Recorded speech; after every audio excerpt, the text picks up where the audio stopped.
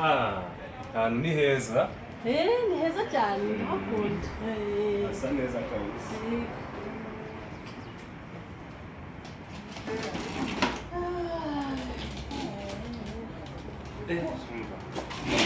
Akazi kari hano hanze gatashye. Kare kenshi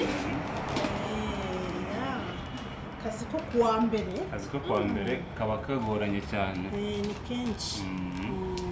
Karibu muri Tea House Restaurant. Murakoze. Murakaza neza. Yego. Iyi niyo menu yacu. Okay.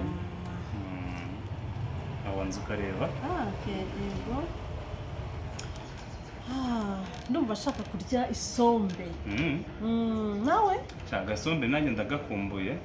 Isombe. Irimo ikinono. Mufite isombe? Yego, dufite isombe imeze neza iryoshye.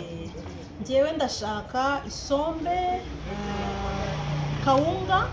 Yego. N'ibirayi bibiri byokeje.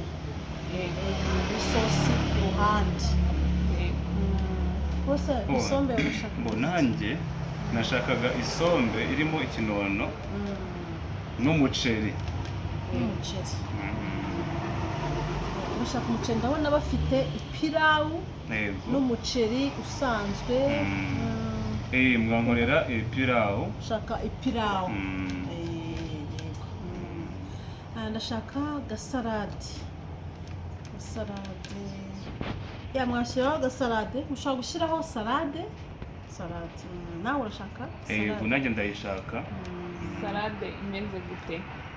Salade ndashaka ibitunguru, inyanya, cyangwa ushobora gukora kacumbari.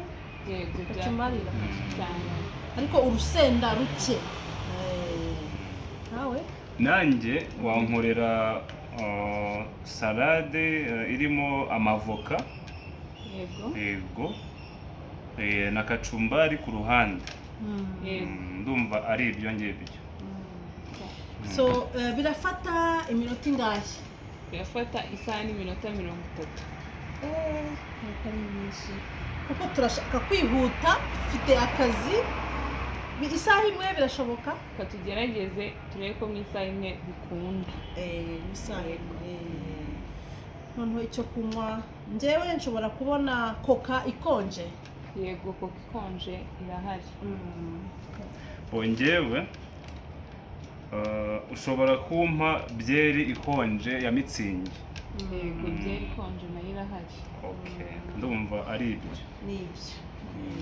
Murakoze. Dukorere ibintu byiza biryoshye. Kuko dukunda kuza hano.